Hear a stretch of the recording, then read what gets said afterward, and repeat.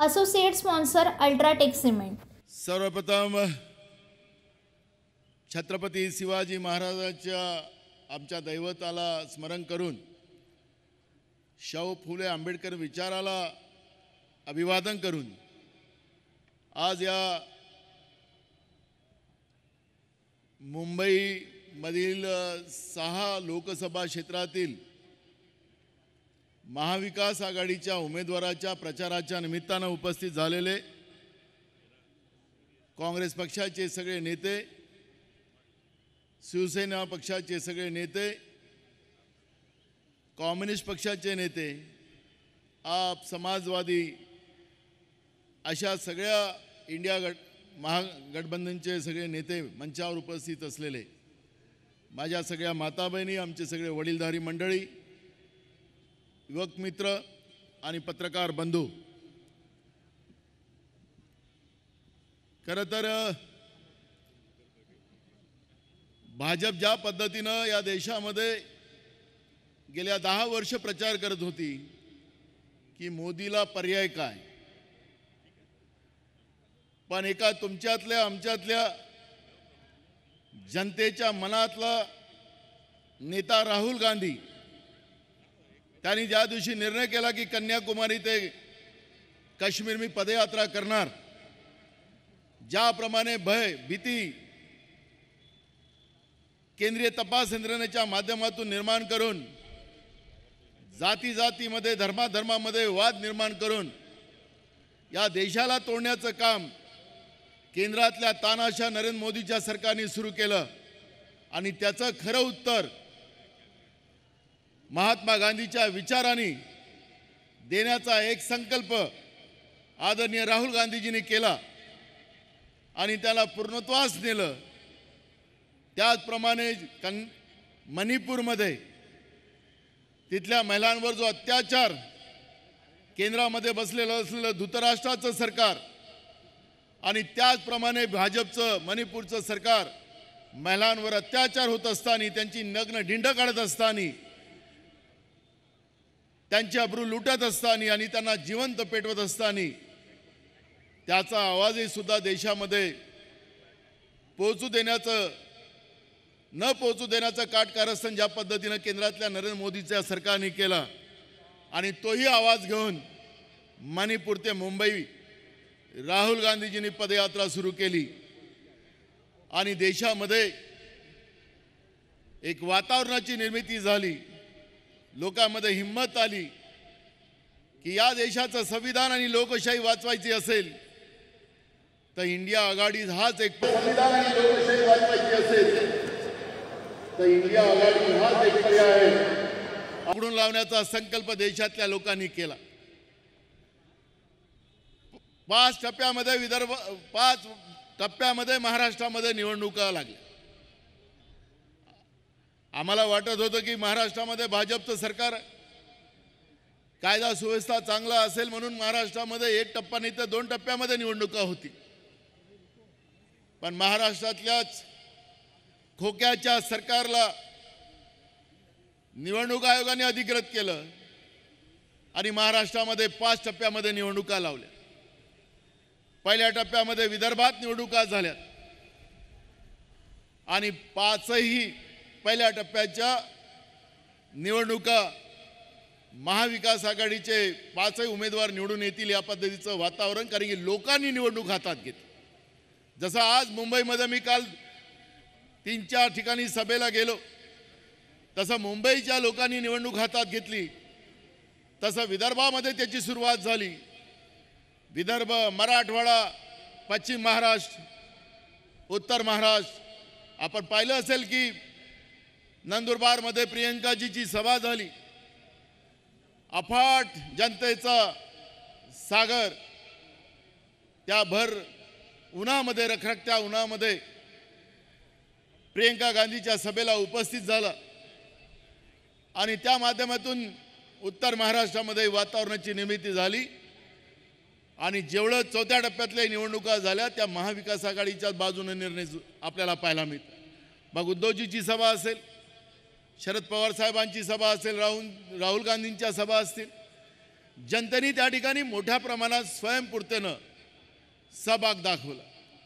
कधी नव्हे नरेंद्र मोदी 2019 मध्ये फक्त 14 सभा घेतल्या, पण आता सभावर सभा. 2 दिवसा पहिले मुंबईमध्ये ते आलेत. रोड शोच्या नावाने मुंबईतले लोक जमा होत नाही म्हणून गुजरातचे लोक आणलेत आणि रोड शोच्या नावानं मुंबईकरांना वेठीस पकडण्याचं पाप 2 दिवसाच्या पहिले नरेंद्र मोदींनी केलं आणि लोकांमध्ये मोठा उद्रेक झाला. घाटकोपरच्या घटनेमध्ये थोड्या सुद्धा संवेदना या देशाच्या प्रधानमंत्र्यांच्या मनात नसाव्यात. राज्यातल्या खोक्याच्या सरकार तर नाहीच. म्हणजे आता होल्डिंगचा पण माफिया या राज्यातल्या सरकारने निर्माण केलं. रेती माफिया, जमीन माफिया, अशा पद्धतीचं या खोक्याच्या सरकारने या राज्यामध्ये संपूर्ण वातावरण गढूळ करण्याचं काम केलं. घाटकोपरच्या घटनेमध्ये निष्पाप लोकांचा जीव गेला, पण नरेंद्र मोदींच्या मनामध्ये कोण मेलं याची काळजी नाही. मला सत्ता कशी कायम ठेवता येईल त्या खुर्चीची चिंता त्यांच्या मनात.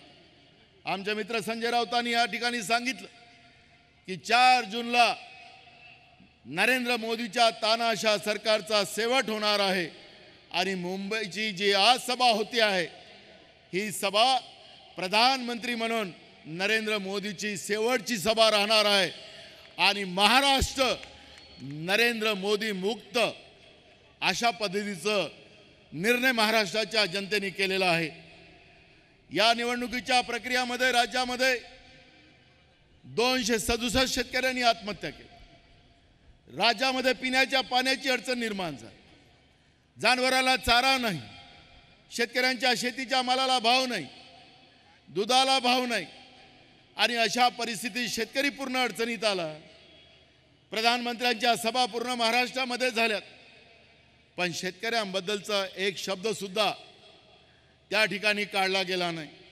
सातत्यानं हिंदू मुस्लिम अशा पद्धतीचं वातावरण निर्माण केलं गेलं, पण महाराष्ट्राची जनता, छत्रपती शिवाजी महाराजांची जनता, या जनतेने निर्णय केला की तुमचा हिंदू मुसलमान वाद नाही चालणार.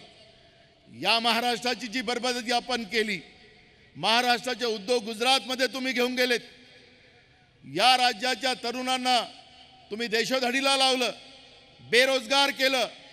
त्या प्रश्नाचं उत्तर पहिले द्या. सोशल मीडियावर कधी केंद्रामध्ये काँग्रेस इंडियाचं आघाडीचं सरकार आलं तर तुमच्या म्हशी चोरून नेतील, कधी सांगतात मंगळसूत्र चोरून नेईल.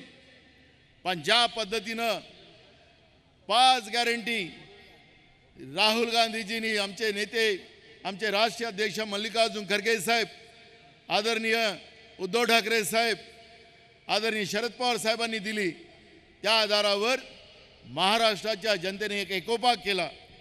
महिलांच्या सुरक्षेचा प्रश्न आहे, त्यांना न्याय देण्याची भूमिका त्या ठिकाणी व्यक्त केली. त्यांना आर्थिक ताकद देण्याचा संकल्प त्या ठिकाणी केला. तरुणांना सुद्धा 30 लाख कर्मचाऱ्यांची पदं जे केंद्रामध्ये बाकी आहेत ती संपूर्ण पदं भरली जातील आणि कायद्यामध्ये सुधारणा केली जाईल. महाराष्ट्रामध्ये आपण पाहतोय की महाराष्ट्रामध्ये पोलिसांच्या भरत्या असतील,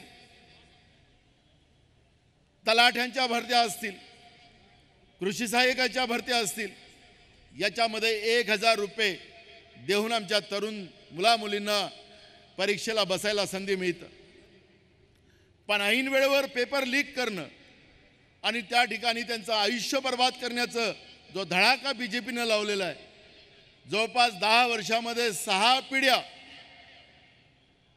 या देशातल्या तरुणांच्या बर्बाद करण्याचं पाप ज्या भाजपने केलं आणि म्हणून त्यामध्ये कायद्यात सुधारणा केली जाईल. जो कोणी पेपर लीक करेल त्याला जन्मठेपेची शिक्षा देण्याचा कडक कायदा करू अशा पद्धतीची गॅरंटी दिली आणि तरुणांना न्याय देण्याची भूमिका घेतली. मित्रो, आर्थिक ताकद, एकीकडे GST सारखा कायदा आणून तुम्हा आम्हाला लुटलं गेलं, त्यांच्या मित्रांना पैसे देण्यात आले आणि म्हणून त्या GST कायद्यामध्ये बदल करण्याचा संकल्प, गॅरंटी, वॉरंटी सहित देण्याचा निर्णय केला गेला. आणि म्हणून या ठिकाणी शेतकऱ्यांना न्याय असेल, महिलांना न्याय असेल, तरुणांना न्याय असेल, महागाई कमी करून सर्वसामान्याला न्याय देण्याचा एक संकल्प इंडिया आघाडीच्या सरकारने केलेला आहे आणि म्हणून महाराष्ट्राने निर्णय केलेला आहे की 100% महाराष्ट्रातून भाजप मुक्त असा निर्णय महाराष्ट्राच्या जनतेने केलेला आहे आणि म्हणून मी पाहतोय की मुंबईसहित महाराष्ट्रामध्ये ज्या निवडणुका होतात आहेत झालेल्या आहेत त्या ठिकाणी जनतेने निवडणुका हातात घेतल्या स्वयंपूर्तेनं. आज विरोधकांची सभा समजा शिवाजी पार्कमध्ये असेल पण ते सगळेच्या सगळे लोक मुंबईच्या बाहेरचे आहेत. मुंबईचे लोक नाही गेली त्यांच्या सभेला. ज्यांना इथं मत मारायचं नाही त्यांना इथं आणलं गेलं. गुजरातचे लोक आणले गेले, कर्नाटकमधून लोक आणली, बाहेरचे लोक तिथं आणली गेली आणि बाहेरच्या लोकांच्या समोर झुटो के सरदार त्या ठिकाणी पुन्हा आपलं भाषण त्या ठिकाणी करतील आणि तेच रटाळ भाषण. जनतेला 10 वर्षात आम्ही काय दिलं हे कधीच त्यांनी स्पष्टतेनं सांगितलं नाही.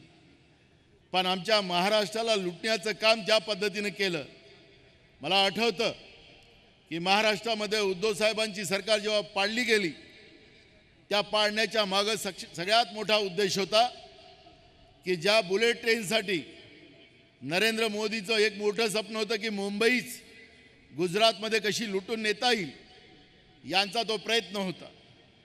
जवळपास 65% हिस्सा महाराष्ट्राच्या तिजोरीतून देऊन बुलेट ट्रेन करायचा, कारण त्याचा सगळ्यात जास्त भाग जो आहे तो गुजरातमध्ये आहे. या ठिकाणी पालघरमधल्या आमच्या आदिवासींचं जीवन उद्ध्वस्त केलं, तिथलं निसर्ग संपवला, बुलेट ट्रेनच्या माध्यमातून राज्याची तिजोरी लुटली आणि तिजोरी लुटून बुलेट ट्रेन करण्याचा निर्णय. कारण की एकीकडे लोक कोविडमध्ये मरत होते, एकीकडे कोविड जे कोणी आपण त्यावेळेस निर्णय झाला होता की ज्या परिवारामध्ये जे कोणी मृत्युमुखी पडले त्या कुटुंबाला पैसे दिले गेले पाहिजे. पण जेव्हा खोक्याचं सरकार आलं, दोघंच लोक त्यावेळेस मंत्रिमंडळात होते, एक एकनाथ शिंदे आणि देवेंद्र फडणवीस. या दोघांच्या मंत्रिमंडळाने पहिला जो निर्णय घेतला त्या बुलेट ट्रेनसाठी पैसे पहिले रिलीज केले. बाकीचा महाराष्ट्रातले दुसरे काही प्रश्न नव्हते, कारण की उद्धवजींनी ज्यावेळेस काटकसरीने या राज्यात सरकार चालवत होते, कोविडमध्ये लोकांना मदत करण्याची भूमिका केली, लोकांचा जीव वाचवला जात होता आणि हे गुजरातचे रेमडेसिवीरचं ब्लॅकमेल करणाऱ्या त्या गुजराती व्यापाऱ्यांना वाचवण्यासाठी त्यावेळेचे विरोधी पक्ष नेते देवेंद्र फडणवीस आणि दुसरे हे दोघं रात्री 2 वाजता त्या ब्लॅकमेल करणाऱ्या ब्लॅक मार्केटिंग करणाऱ्या रेमडेसिवीर चोर जो गुजरातचा होता डाकू त्याला सोडवण्यासाठी हे 2 वाजता पोहोचले. एकीकडे लोकांचा जीव धोक्यात आहे. मुश्किलनं 150 रुपयाला मिळणारं इंजेक्शन 50-50 हजार रुपयाला, 1-1 लाख रुपयाला रेमडेसिवीर इंजेक्शन त्या काळात दिलं जात होतं. आणि एकीकडे आपण पाहतोय की आपल्या त्यावेळेचे विरोधी पक्ष नेते त्याला वाचवण्यासाठी फिरत होते. लोक मेलीत तरी त्याचा काही घेणं देणं नाही. आपण पाहतोय की कोरोनाच्या आजारावर आता मोठ्या प्रमाणात चर्चा होते. जे आपल्याला वॅक्सिनेशन दिलं त्या वॅक्सिनेशनचे सुद्धा आता परिणाम जाणवतात. त्यावेळेस देशाचे प्रधानमंत्री फार जोरानं सांगत होते की तुम्हाला ते वॅक्सिनेशन घेतलंच पाहिजे, तुम्हाला प्रवास करता येणार नाही. आणि त्याच कंपनीच्याकडून निवडणूक फंड गोळा करण्याचं काम या लोकांनी केलं. आता त्या वॅक्सिनेशनचे परिणाम जाणवायला लागलेत. डॉक्टरांनी सांगायला सुरुवात केली आणि त्यामध्ये रक्त गोठणं, हार्टफेल होणं, कॅन्सरसारख्या बिमाऱ्या होणं, लोकांचा जीव जातो आहे. तरुण मुलं मुली मरतात आहेत. पण मोदीजी त्या ठिकाणी बोलायला तयार नाही. त्या ज्यावेळेस आपण वॅक्सिनेशन घेतलं त्याच्यातही फोटो आपला टाकायला ते विसरले नाही. त्याच्यातही फोटो, संडासामध्येही फोटो छापण्यामध्ये त्यांना कोणीच पकडू शकत नाही. म्हणजे प्रत्येक ठिकाणी एकीकडे आपण पाहिलं की कृषी केंद्र जे असतात शेतकऱ्यांसाठी त्या ठिकाणी खत बियाणं वगैरे मिळतं, तिथं पण आपला फोटो लावला. म्हणजे खत महाग केलं, स्वस्त केलं नाही, पण तिथंही आपला फोटो लावला. पेट्रोल पंपवरही त्यांचे फोटो त्या ठिकाणी पाहायला मिळायचे. मी पेट्रोलच्या किमती वाढवल्या, बघा तुम्हाला कसं बेवकूफ बनवलं. ज्यांनी 10 वर्ष आपल्याला खोटं बोलून या देशामध्ये सत्तेचा दुरुपयोग केला, अशा नरेंद्र मोदीच्या भाजपच्या सरकारला आपल्या मुंबईकरांनी आता निर्णय केला पाहिजे की यांना कायम तडीपार सत्तेतून करायचा निर्णय आपल्याला करावा लागणार. आपल्या मुंबईमध्ये 4 ठिकाणी मशालचं चिन्ह आहे आणि मुंबईमध्ये 2 ठिकाणी पंजाचं निशाण आहे. आता तिथेही हे गडबड करण्याचा प्रयत्न करतात. काय नकली लोक उभे करता येईल का, मग त्याला कसं ते सिंबल लावता येईल. आपल्याला सतर्कतेनं त्या ठिकाणी मतदान करावं लागणार आहे. पंजाचं ठीक आहे, पण मशालमध्ये आपल्याला मुंबईमध्ये त्याची शिकवणी करून बरोबर मतदानाला शिकवून आपल्याला त्या ठिकाणी कुठल्या नंबरवर तो मतदान आहे हे सांगण्याचं कामसुद्धा आपल्याला करावं लागणार. कारण की हे लोक मतविभाजन कसं करता येईल, धर्माच्या आधारावर कसं या ठिकाणी लोकांचं विभाजन करता येईल आणि मतदान याच्यामध्येही गडबड कशी करता येईल याचा प्रयत्न हे लोक करतील. आणि म्हणून मी आपल्या सगळ्यांना सांगतो की या देशाचं संविधान आणि लोकशाही वाचवण्यासाठी आपण सगळेजण कटिबद्ध आहोत. त्याच्यासाठी इंडिया आघाडीची निर्मिती झालेली आहे आणि तुम्हाला आम्ही विश्वास देतो की या महाराष्ट्राला आणि देशाला सुरक्षित ठेवण्यामध्ये महाराष्ट्राच्याच लोकांचा त्याच्यामध्ये सिंहाचा वाटा ठरला पाहिजे. आणि म्हणून महाराष्ट्रामधून मुंबईसह ज्या काही आता जागा आपल्या निवडणुकीसाठी वाचलेल्या आहेत त्या सगळ्या ठिकाणी महाविकास आघाडीचे आपले उमेदवार भरघोष मताने निवडून याव्यात, अशा पद्धतीची नम्र विनंती मी आपल्या सगळ्यांच्या चरणी या ठिकाणी करतो आणि माझे 2 शब्द पूर्ण करतो. धन्यवाद. Associate sponsor UltraTech cement.